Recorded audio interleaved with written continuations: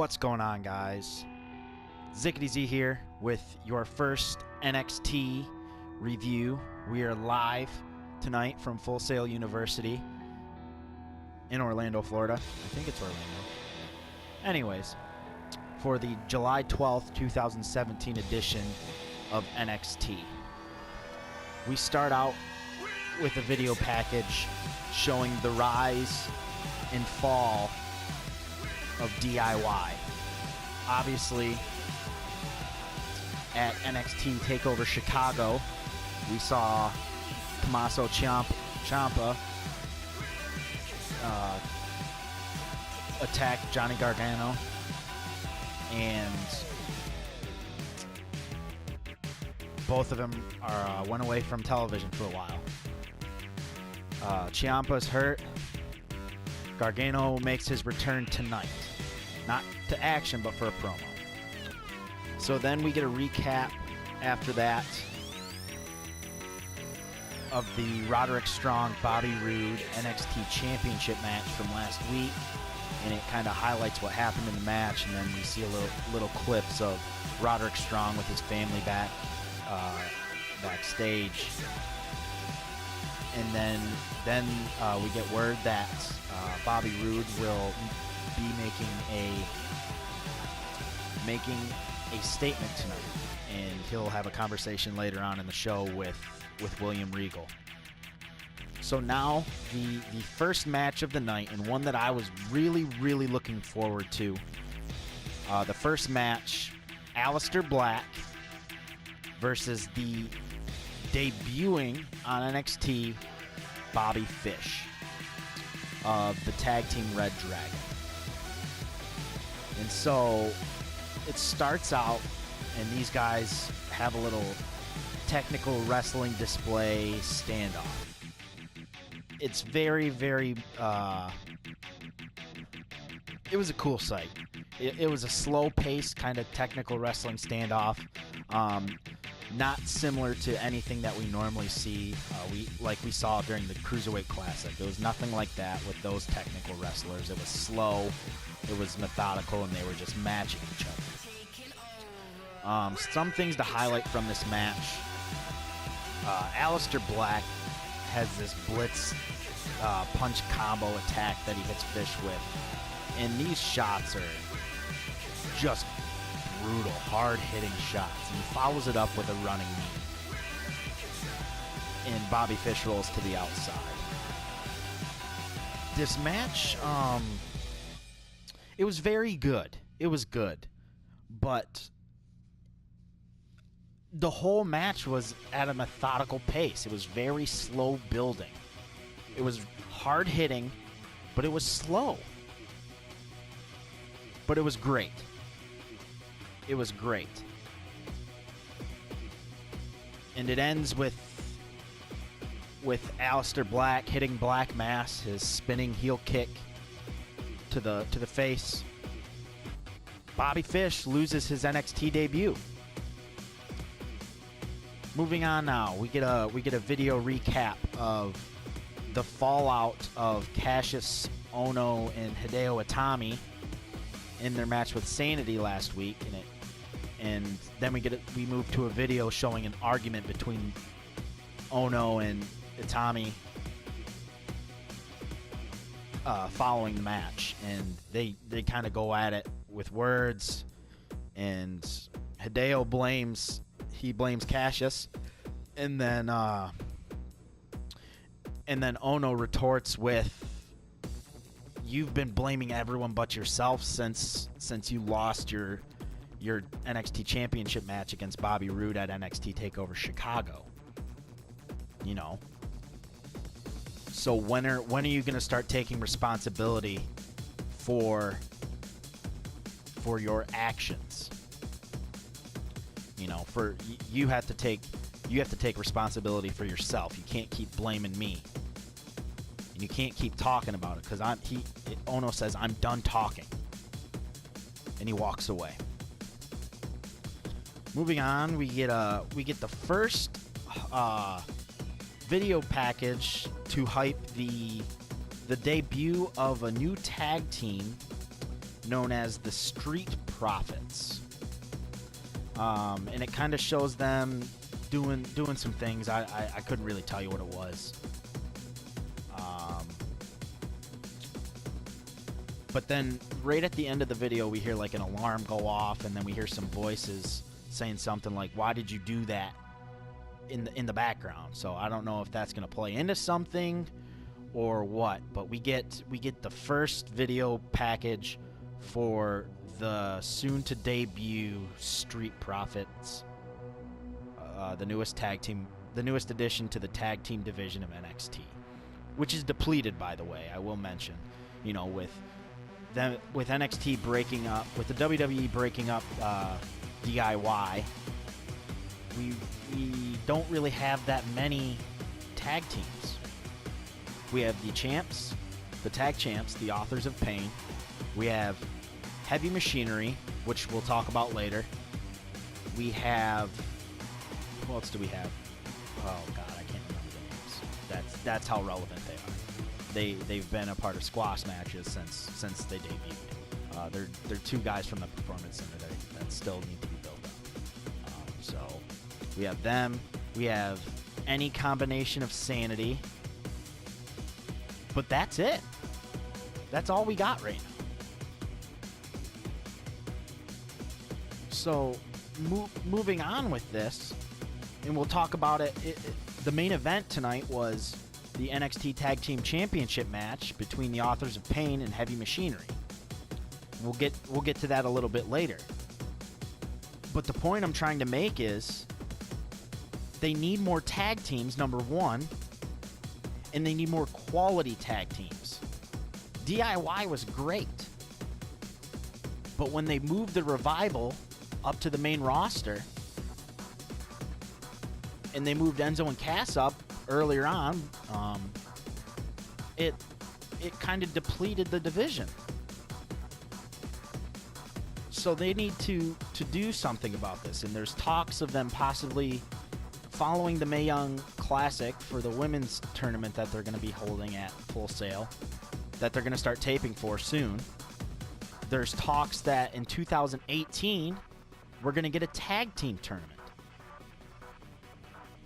So hopefully that comes true, so that the tag team divisions, not only on NXT, but on the main roster as well, that those can be replenished.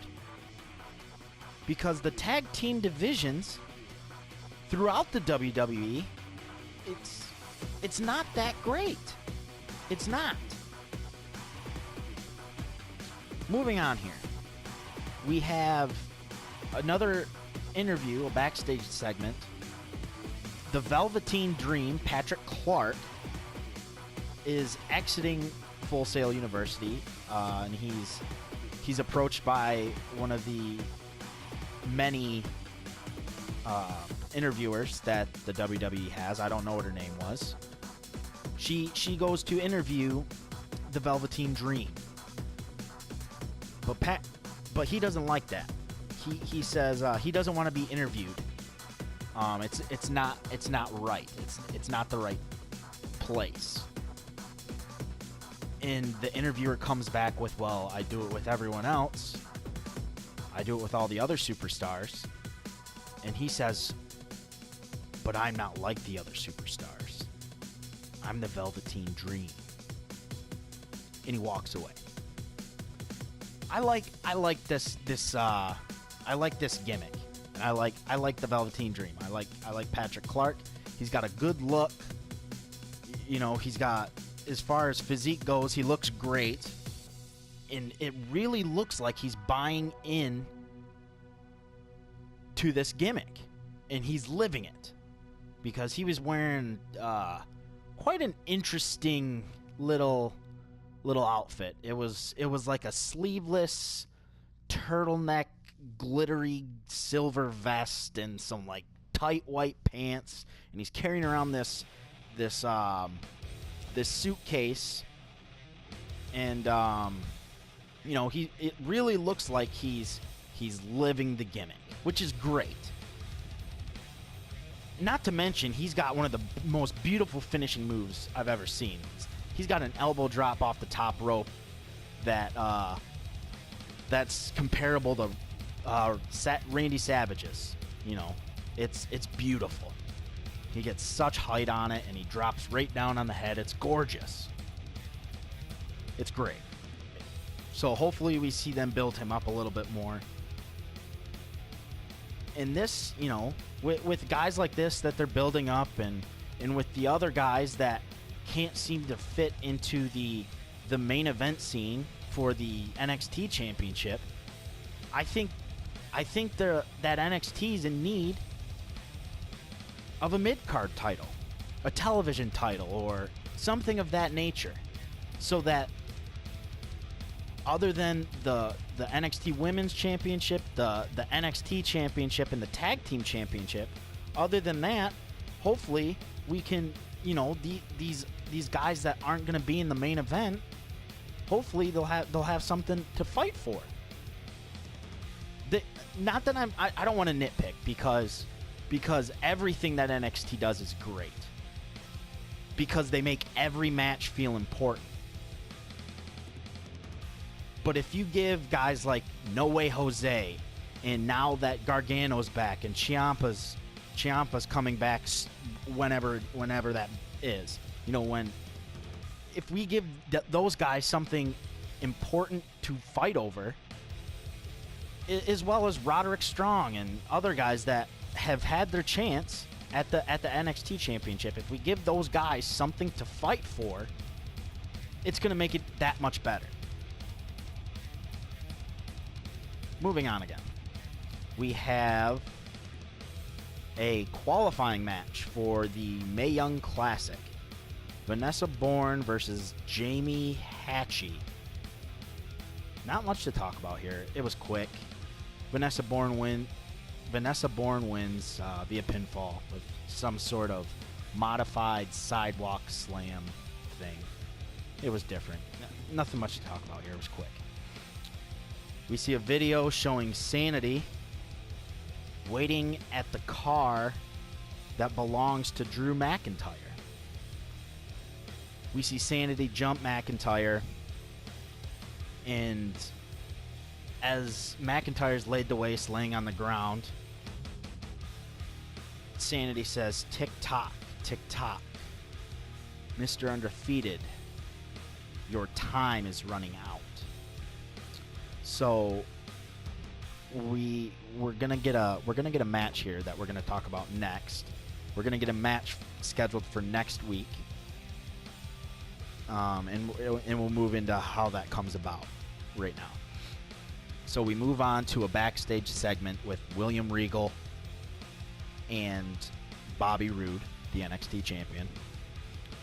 And Regal makes mention that both Drew McIntyre and Killian Dain of Sanity are both undefeated and make great cases for a championship opportunity. So then Bobby Roode comes back and he says, "You know, William, we're both businessmen. We know that people pay good money to watch us perform. We know the fans pay money to watch us perform. Why not let Killian Dain and Drew McIntyre fight?" And Regal comes back and says, "I'm sure not only you, but everyone, to include myself, would like to see that, so that they can beat the crap out of each other and you get to pick the scraps." He likes the idea. So next week, William Regal has scheduled a match between Drew McIntyre and Killian Dain, and the winner will become the #1 contender for the NXT Championship. And the winner will go on to face Bobby Roode at NXT TakeOver Brooklyn 3. I like it. It's different. McIntyre's been building to this since he debuted. Killian Dain is going to be going in a different direction, I think. So I think it's gonna be McIntyre versus Bobby Roode at TakeOver Brooklyn 3. because going to the main event, I think Sanity is going to be tied up, if you catch my drift. So we get that match scheduled for next week, and we go back to the ring here, to the NXT arena at Full Sail, and Johnny Gargano returns after being attacked by Tommaso Ciampa at NXT TakeOver Chicago. And he says that he missed the NXT crowd, and he missed the ring. And then he says that he didn't see the attack coming when Ciampa attacked him. He didn't see it coming. And he goes on to say that he never thought the guy that he would take a bullet for would be the one to pull the trigger. But he can't dwell on the past. He's got to look forward to the future, because you can't control the past, but you can control your future. So he goes on to finish up his promo. He says he needs to become Johnny Gargano again. But more importantly, he needs to become Johnny Wrestling.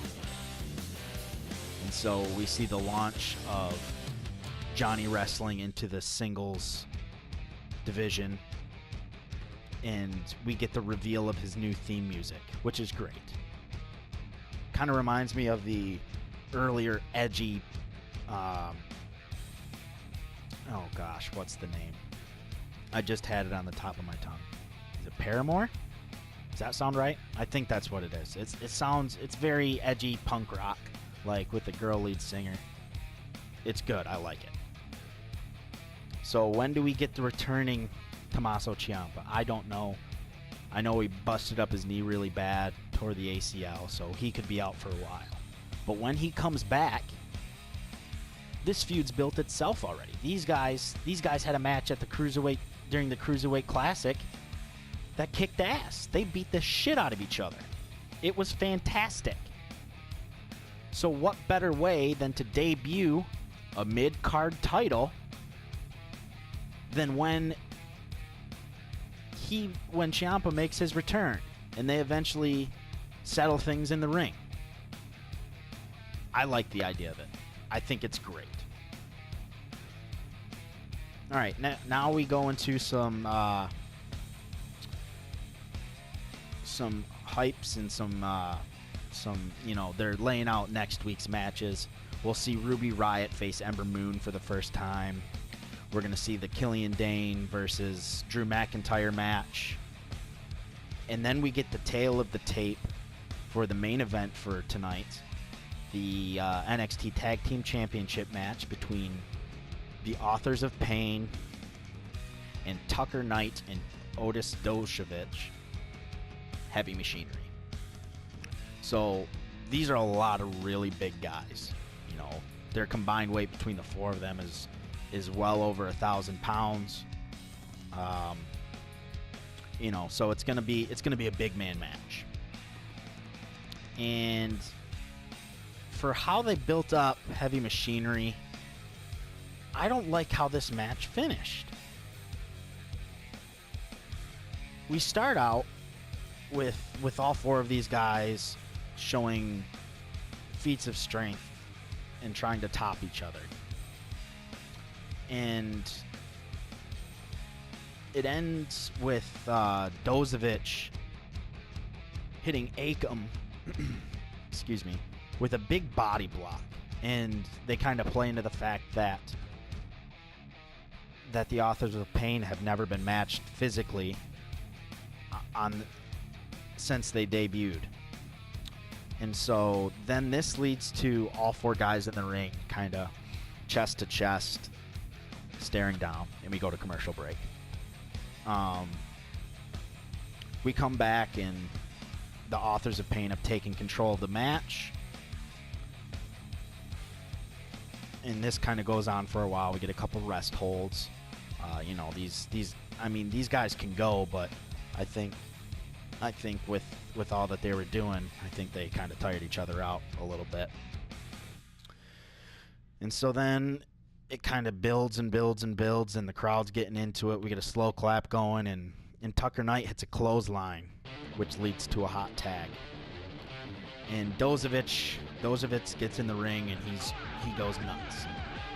He just runs all over both of them, and both of the Authors of Pain, and he takes control. This leads to Dozovic hitting a belly-to-belly overhead release suplex. And this was very impressive. For the size of Akam and Razor, he didn't get them both, but he did it to one of them. I don't know which one it was because the two guys look alike. But he hits this overhead release suplex, and it looks like they're gonna look to hit the compactor to win the match. The compactor is their finishing maneuver, which is a cross body block with the opponent getting sandwiched in between. So Heavy Machinery goes for the compactor, and one of I think it was Razor.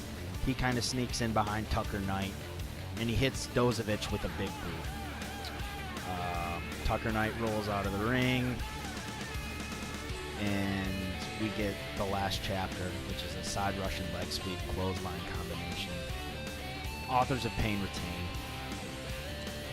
So it was an underwhelming finish. I figured that this may have been the tag team match going into NXT Brooklyn or NXT Takeover Brooklyn 3.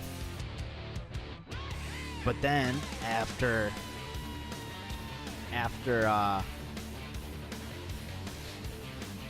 Heavy Machinery leaves the ring,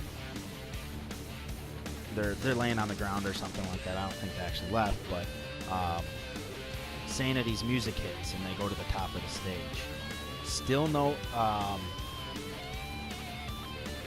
what's his name? Eric Young. Still no Eric Young. He missed these tapings because his mother passed away, I think is what I read in a report. So his mother passed away, so he wasn't at this set of tapings. So it shows Nikki Cross and Killian Dain, and I forget the other guy's name. It's a very, very German name. I think the guy's actually from Germany, so that makes sense. But they look up to the rafters in the arena, and you see pieces of paper, possibly torn out of a book, that are falling from the rafters, and they make mention that this could be from the Authors of Pain's Book of Dominance. Maybe it's ripped pages from the Book of Dominance. And you see all of them catching pieces of paper and kind of tearing them up and sticking some of the bits in their mouth. I don't know. It was weird. So I think this is where we're leading to. I think we're gonna get the Authors of Pain and Sanity at NXT TakeOver Brooklyn 3. I like it.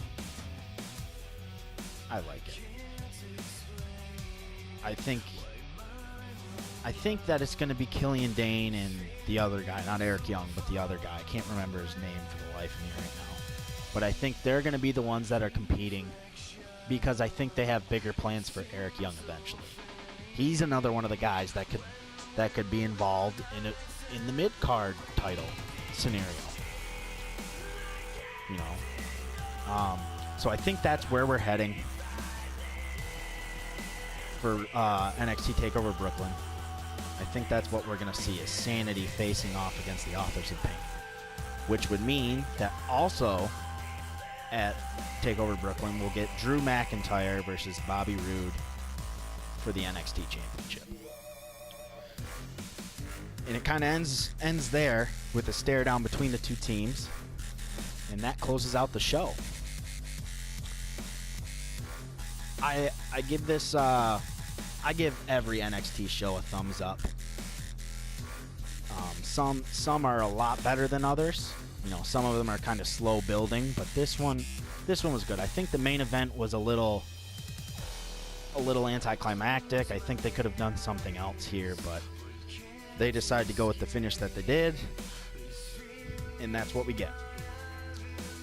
So now, moving forward, I don't know what to expect next week, but SummerSlam is coming in August, and so I'm assuming we're going to see the start to these feuds coming for NXT TakeOver Brooklyn 3. We're gonna see more fallout between Cassius Ohno and Hideo Itami. We're gonna see I think we're gonna see McIntyre defeat Killian Dain and become the #1 contender, and we'll see them begin their build towards TakeOver. We'll see Johnny Gargano in action here in the upcoming weeks as well, because he makes mention in his promo that he needs to be on NXT TakeOver Brooklyn 3. He needs to be on that show because it's their biggest show of the year. And so then I'm assuming we'll see build between the Authors of Pain and Sanity, and then whatever they decide to do with the non-title match feuds. But that's going to wrap it up for tonight. I may get on and record some more footage for my career. Might get on and do a little bit more Call of Duty. I haven't quite decided yet, but I'll be pushing more content from there in the near future. If you haven't, and this is the first time you're watching me, go back and check out all my other videos. I have my careers that I'm up to episode 6 now. I had a video that I released earlier today. I had my career guy, Aleister Black. I just used him because I really like Aleister Black. I think he's got a great look. He's got a great theme. He's got a great finisher. He's superb, and I think he's great. So I have him, and I have a match against the Beast Incarnate, Brock Lesnar, and he and I go toe to toe for a good 25 minutes. I sat there and had that match for about 25 minutes, and it was really fun to do. I had a lot of fun doing that video, so I suggest you check that one out after you watch this one if you haven't seen it already. I have some Call of Duty gameplay with my buddies from high school that I've done, and I have the other My Career videos as well. So with all that being said, if you liked this video, please be sure to leave a thumbs up. Subscribe to the channel, share it around, help me get some more followers here, some more subscribers, and help me get some views up on my videos. So until next time, next Monday, or actually, I'll see you guys Sunday for the preview and predictions, as well as the review and results for SmackDown Live's exclusive pay-per-view Battleground. That's going to wrap things up. This is Zickety Z signing off. Take care, y'all.